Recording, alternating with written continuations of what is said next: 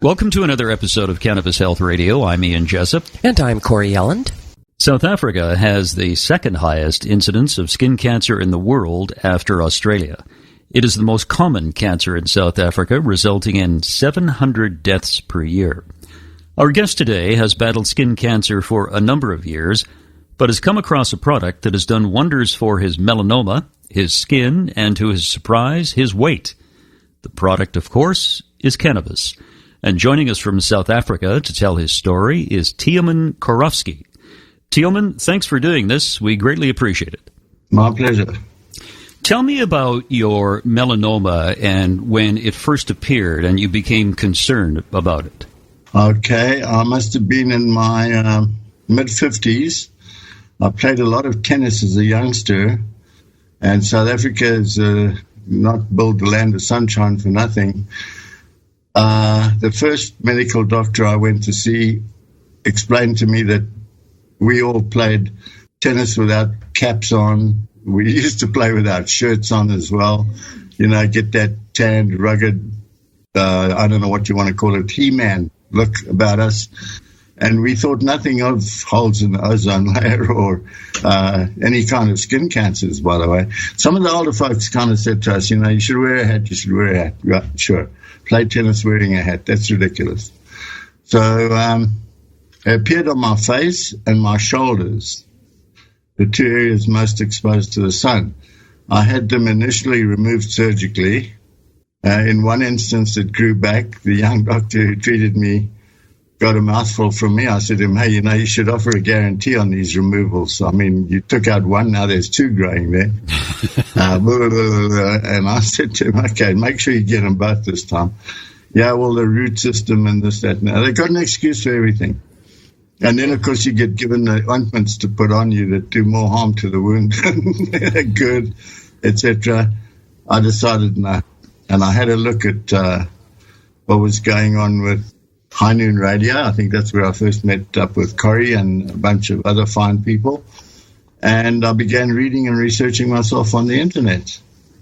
And I said, I can make this stuff. I remember what we did in the 60s when the Furry Freak Brothers first published on the back of one of their comic books. Oh, the Freak Brothers. I remember them. Do you remember them, Ian? Yeah. The Freak Brothers? No. You don't? No. You aren't enough of a freak. No, okay. Oh, cold. That's like part of history. Yeah, definitely. They wisened me up to this, but that was recreational. I got into the health side, and I just decided to put myself on a 3-month RSO, clean out the cancer system. Not that I felt like I had any cancers, but I was attacking them from the outside and the inside, because I got one growing in the corner of my nose where a friend of ours, his lady friend, was a nurse at the local hospital, a big one. She took a look at me and she said, hey, you got to get that thing seen to. And I said, oh, yeah? And she said, yeah, it's going to grow and it's going to get awful. So I said to her, because I'd taken care of another one, on my neck, I said to her, well, I'll tell you what, let's all get together in 3 weeks' time and this will be gone. And she gave me a funny look. It turned out it was 4 weeks, but it doesn't matter. She could see. And she said, you know, you told me you were going to get rid of that in 3 weeks without surgery. She said, I didn't believe you. So you made your own oil? I made my own oil, right. Okay, yeah. Okay, so and you applied it topically as well as ingesting it? Topically as well as ingesting it. I watched one of the YouTube movies, and I said, I can do that. And I'd done organic chemistry at university, so I knew what they were talking about when they were discussing polarity and other things. Right. And then with the Furry Freak Brothers, we used alcohol with a distiller. I mean, this is like literally like the moonshiners making liquor. I mean, we were stripping the THC off the plant. And we didn't know then that it was growing on the outside. We thought if you stuck it in the blender and mushed it up and murdered the plant and then boiled it in alcohol, you got THC out. Well, you got a lot of plant wax and chlorophyll and the other junk too. Rick's method using, we call it benzene in this country, naphtha, works beautifully. And so you made your own oil, and you took it internally and applied it topically as well. Yeah, and I grew my own plants, and I stuck to the indica because of the curative nature. Right.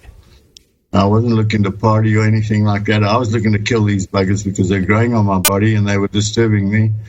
And I also had this weight problem, and now the beauty of this is I didn't go on a diet. Okay. I didn't say to myself, okay, you're not going to do this. I just got onto the oil. I got onto the dosage, and I discovered that I was walking into the kitchen, taking a look around, having a laugh, drinking a glass of water, and going back to the internet or going outside and playing in the garden with the plants. That's fascinating. Just fell off my body. The weight fell off your body. But do you remember the first time you took the oil, how you felt?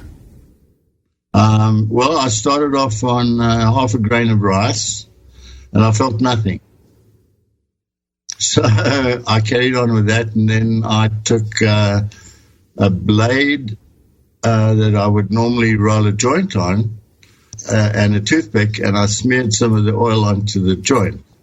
Okay, right. Because I don't have a dabber or these fancy equipment that you've got on the West Coast over there for putting it into, those aerated bags, those bags that you burn the oil into. Mm-hmm. Vaping.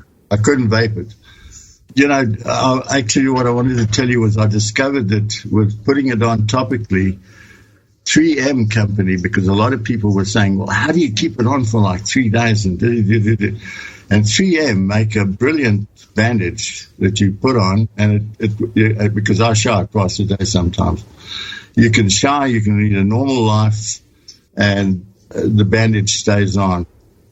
And then a bit of coconut oil in there as well. With the oil, mixed together with the oil? No, I don't mix it with the oil, Corey. I keep the oil 100% neat because Bronwyn gets a teaspoon of that and about 20 teaspoons of coconut oil. That gets mixed into a shallow a bottle that we've got that goes on her bathroom table. And that's the facial cleaning, whatever, because she started on it as a joke. And her friends were going, she's got a church group she goes to and a book club. And they're going, what are you using? And so they're expecting one of these Estee Lauder type answers and hundreds of dollars for a tiny little tub of garbage that you can barely rub on your nose and you run out of it. And she said, no, my husband's got this coconut oil that he's making.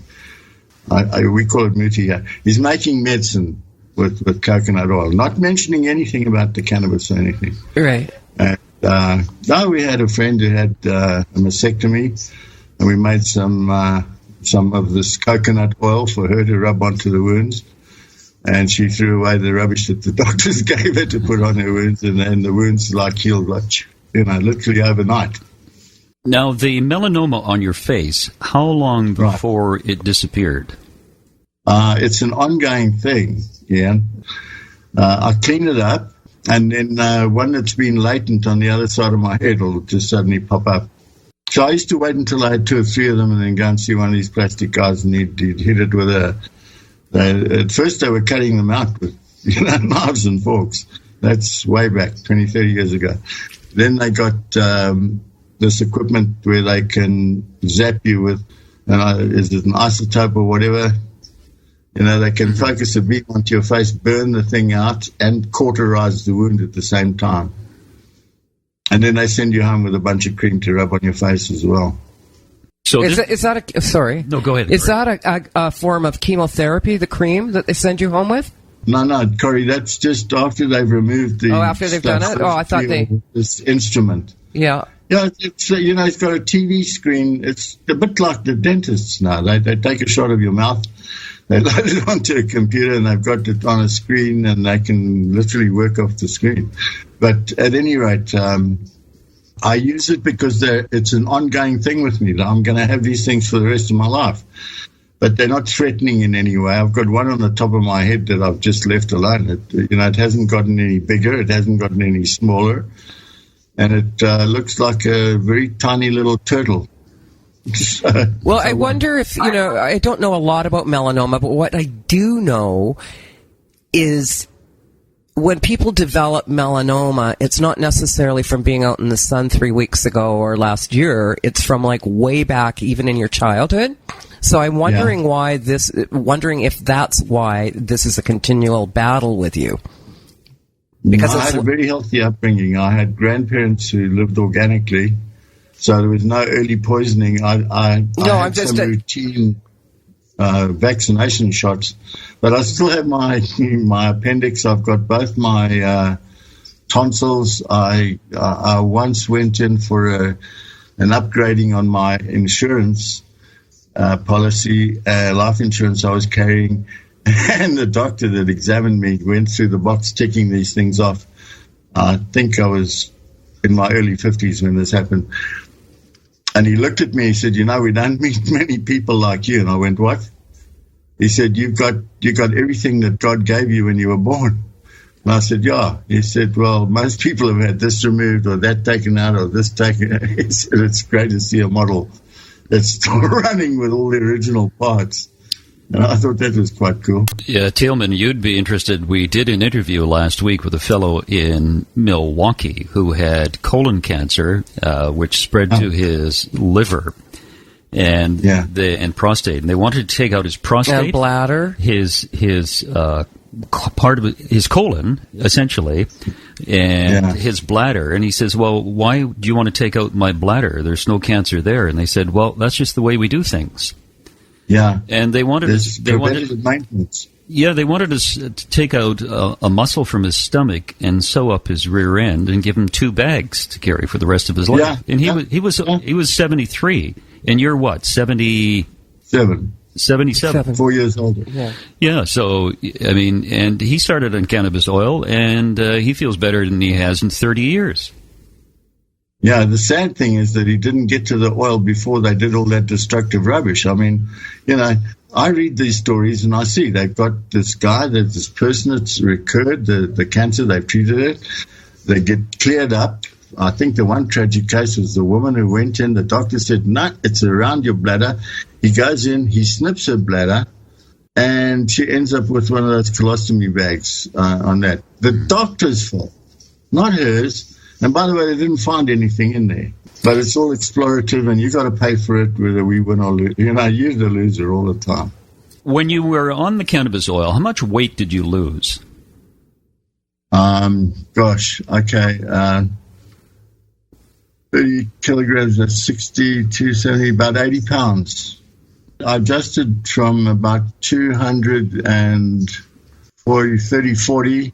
I don't check my weight. Okay, I haven't got a scale around the house, but when I go from a 36 on my pants, on my belt, to a 38, I know I've picked up weight. And when my jackets don't fit me anymore, jackets that I bought 10 years ago, I know I've put on weight. Well, now I'm getting into jeans I haven't worn in 10, 15 years. So, and I can feel it too. You feel a lot better today, do you? Oh, yeah, immensely. A lot healthier. Dr. Bob is right when he says if you balance your endocannabinoid system, you're going to live in harmony with life, because that's what it's all about. We've got to get into balance. We mustn't bang ourselves over the head, forcing us into like the diet or you've got colon cancer. Oh my God, it's going to spread here, there, and everywhere. No, it's not. Or let it. Get onto this and we'll kill it wherever it goes, because RSO works. There's no voodoo fancy schmancy. Yeah, sure, 1 or 2 people who are either allergic to cannabinoids, which I find difficult because they probably die on the breast, but they didn't. But I'm sure there are some people that it doesn't work on. Okay, but most of what I've read, and I think I've read a lot, says that if you do it the right way, you buy a high THC plant, you make it an indica, you're looking for health, I mean, my buds on the plants I grew them organically. The water did not come out of a tap. It came out of a pond that the fish were making love in. I was even using the poop on the bottom of the pond because it used to be a swimming pool. I used that as fertilizer. So when I tell you that I grew buds where the colas were the size of a 2-liter cold drink bottle, I'm not talking other side of my ear. And I had easily... I had like 9 odd kilograms. That's 18. It's almost 20. It's over 20 pounds of pot here that I grew in 1 year. That I'm still making oil out of that. Okay. I also learned how to put the best of the best away in Corningware jars. And when friends come around and say, "Well, have you still got some of that?" I say, "Yes, here." And we roll out and we have a spiv, and they go, "Man, it's they don't make shit like this anymore." Yeah. Now, you were mentioning to us that your wife lost weight as well? Certainly, absolutely. And she was taking not more than half a grain, maybe got up to a grain because she got a bit woozy and couldn't take time off work. So we started over the holiday to get her up to speed and then put her onto like a maintenance dose. And hers was more for the weight loss than for anything else because she doesn't have any of these melanomas or cancers. And but she had problems getting into pants that she bought, the last spring sale, and buying new pants every year because she was outgrowing them. However, they didn't get thrown away, so on the way down they got back into fashion again. And we recycled them. Now, when you said you said you grew 20 pounds of plant, how many plants? Yeah. How many plants produced that 20 pounds? Okay, I had about 12 plants growing in bottles because at the time I had my roof being redone in the house, and I had to grow them through that summer. And that's when the roof had to be done. So I had to have them movable. Okay, they couldn't be static. And I knew that I needed lots of roots from growing in pots before. And I set that up on a trellis in the backyard so that I could move the plants when the laborers came to work on the roof. And when they were gone, I could put them back. And that lasted for about a week, but I didn't know when it was going to be.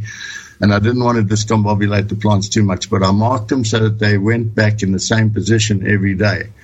I wasn't getting them all twisted in a knot, and, I was kind to them.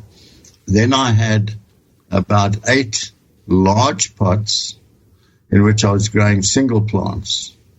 Okay, and I've developed a knack over many years of finding out that the males are the ones that grow the fastest, and they're skinny and all that.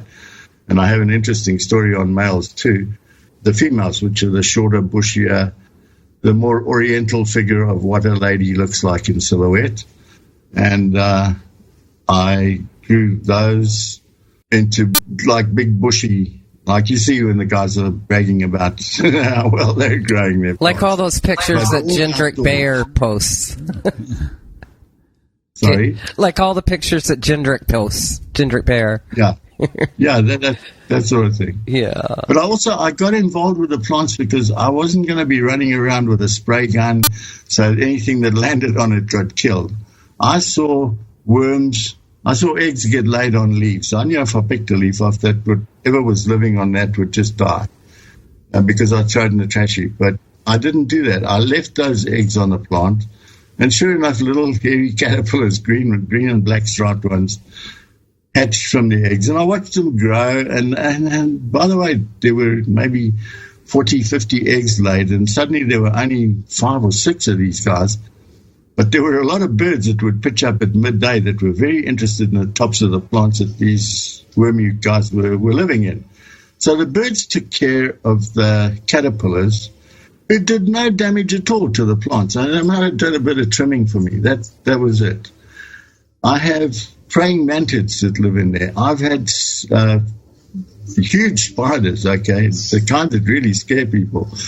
I've had those mothers drag their nests into underneath trees that I'm growing, cannabis plants, and I've watched those babies grow. And when they hatch out, you get like several hundred of these little blighters.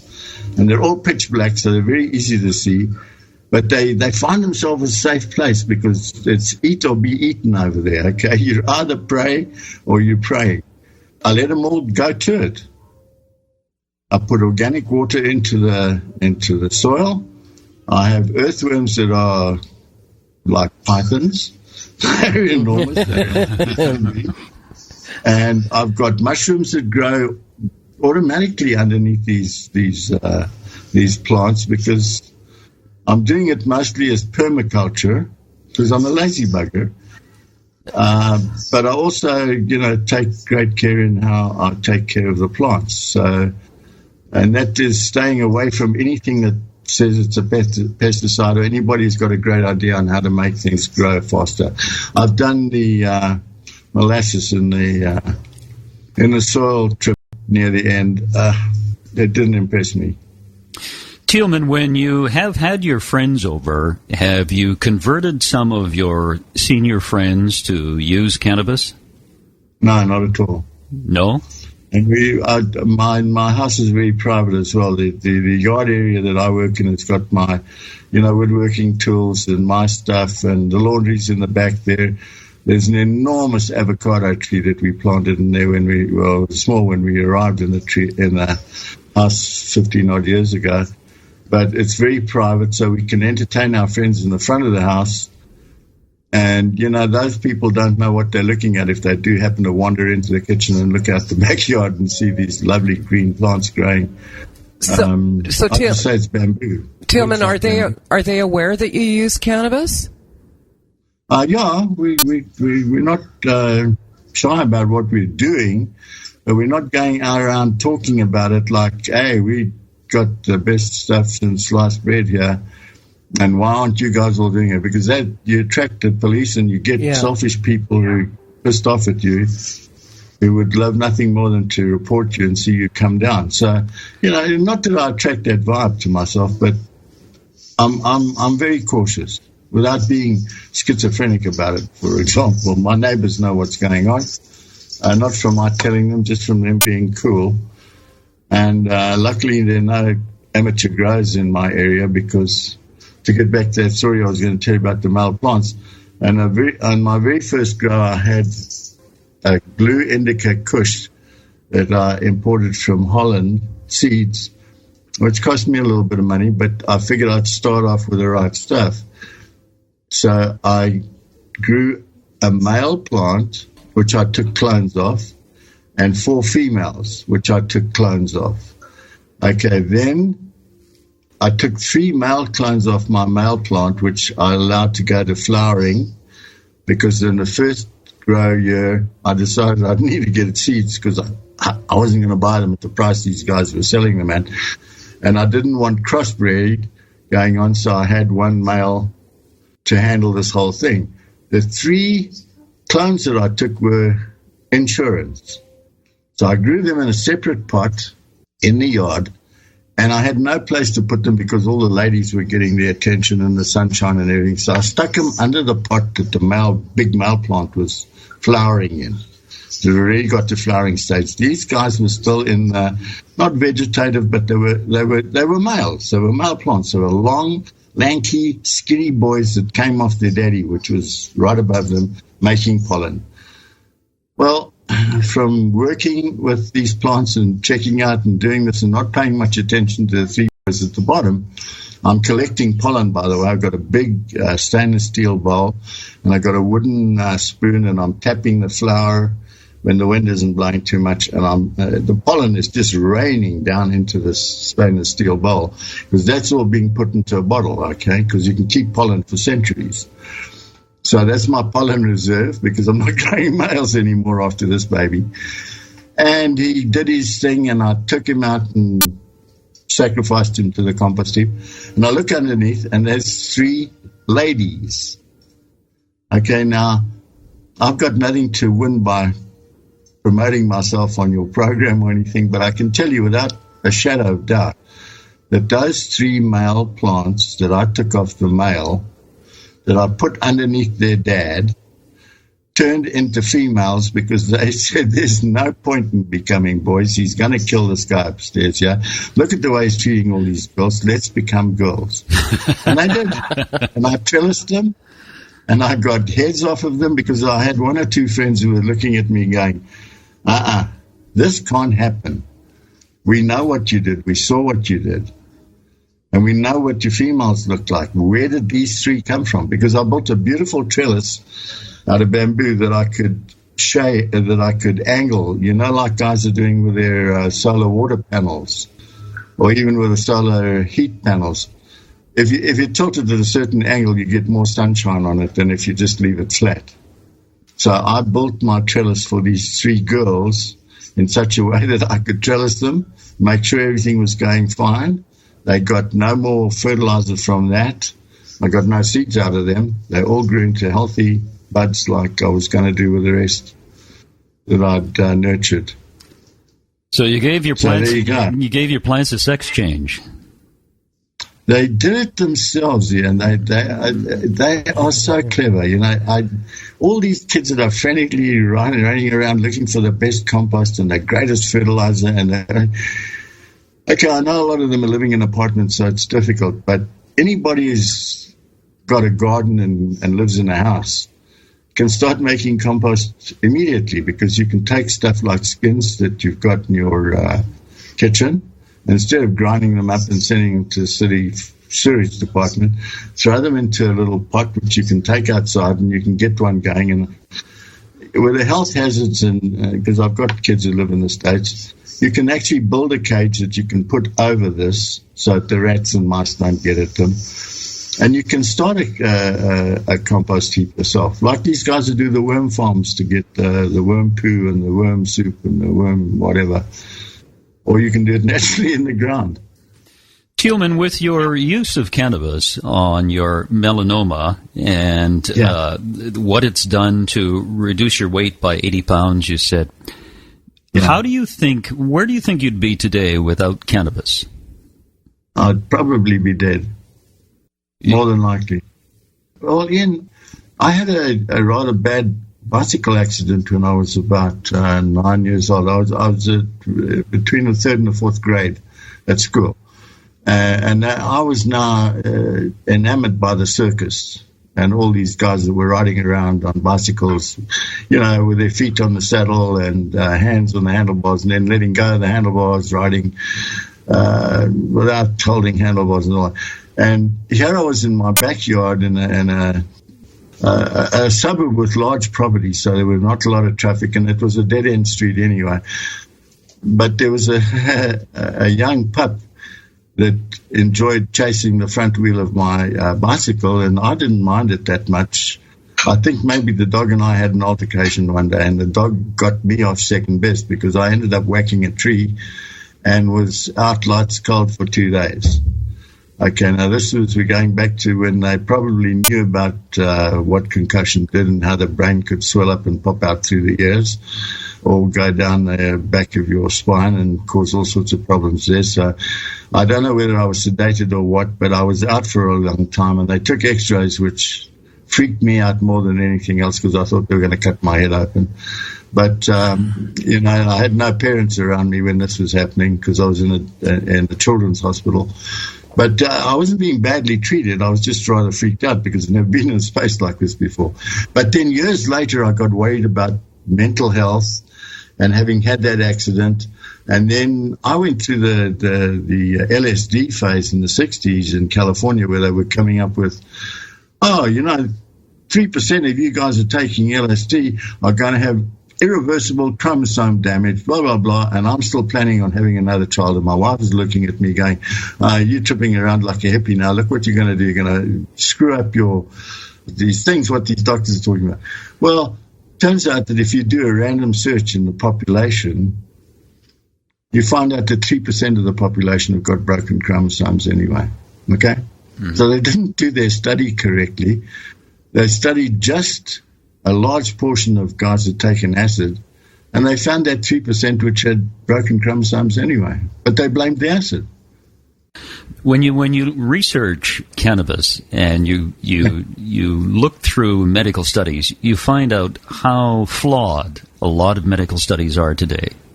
I mean, absolutely. I was reading one the other day that talked about 93% of people who use cannabis get off opioids. And I thought, okay, well, absolutely, that's true. But it wasn't a study. You know what it was? It was a questionnaire.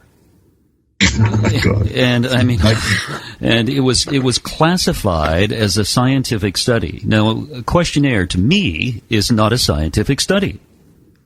Because every time you ask a question to those same people, you may get a different answer.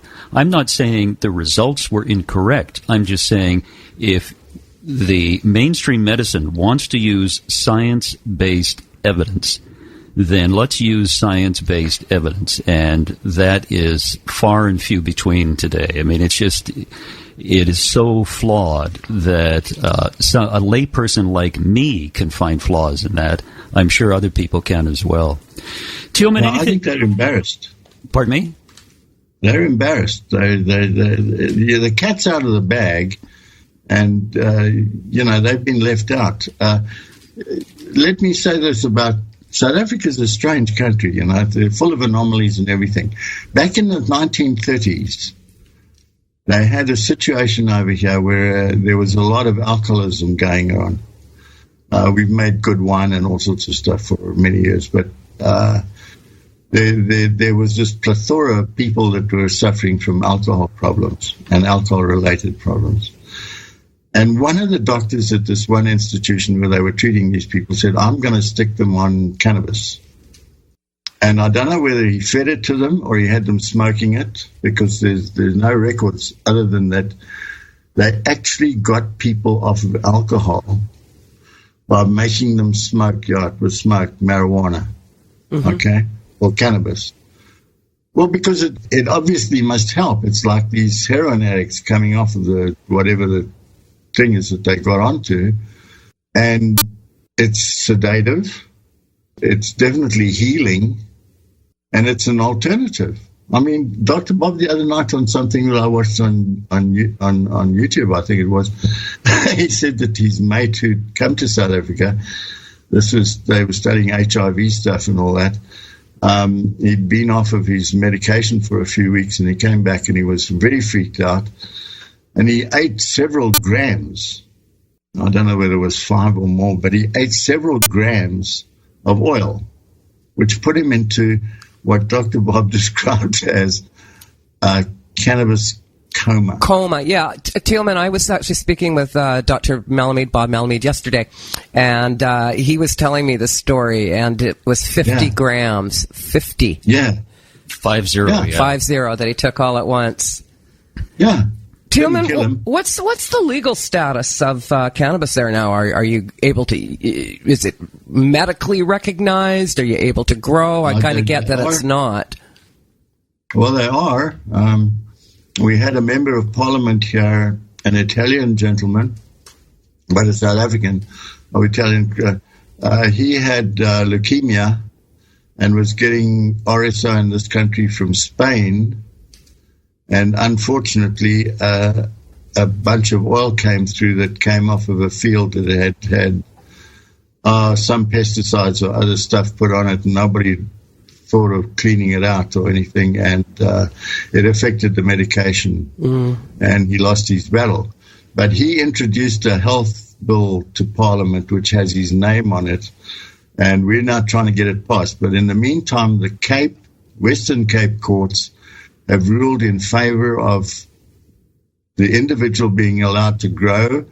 I think it's up to 5 or 6 plants. They mustn't be in an obviously seen area, so much like we have a lot of swimming pools in this country because that's sunshine again. But you cannot have a swimming pool unless you make it child-proof. And so the same with... literally do the same with a pot. Plant. Okay, fair enough. But you're allowed to smoke it. Sorry? I just said fair enough. Anything you would like to say in conclusion, Tielman? Keep up the good work. It's very kind of you. Thank you. It was a pleasure to talk to you. It was great of you to do this. I'm glad I've done it. Tielman, it's been awesome to finally talk to you, because I've known you for years now. You've been on my page, and it's kind of great to put a voice to the guy that keeps sending me messages. Well, I look forward to ending up, because I have my son in Seattle, and I will make some plan, Corey, come hell or high water, to get up to your neck of the woods or whatever the next time I'm up there. I'll let you know way ahead of time. Oh, please do, because it would be awesome to meet you. Ian and I will take you for coffee. Yeah, it'd be great. Yeah, we'll do something. Don't worry. No. I want to meet Timothy Tipton too. Oh, from Colorado. I thought he lived in Portland, in Oregon. No, he's in Colorado, but he's been moving around a bit lately. Yeah. Okay. Okay, thanks, Tielman. Thank you. Thank you, Tielman. Take care. And that's another edition of Cannabis Health Radio. Don't forget, you can listen to us on Apple iTunes, and also now you can listen to Cannabis Health Radio podcasts on Stitcher. You can download the Stitcher app. Simply go to Stitcher.com. And also give us a review on Stitcher, because reviews won't show until there are 5 of them, so we need 5 reviews. And thanks, everyone, for supporting the show, and wherever you are in the world, thank you very much for listening. You've been listening to the Cannabis Health Radio podcast. Visit our website, cannabishealthradio.com, and follow us on Facebook and Twitter.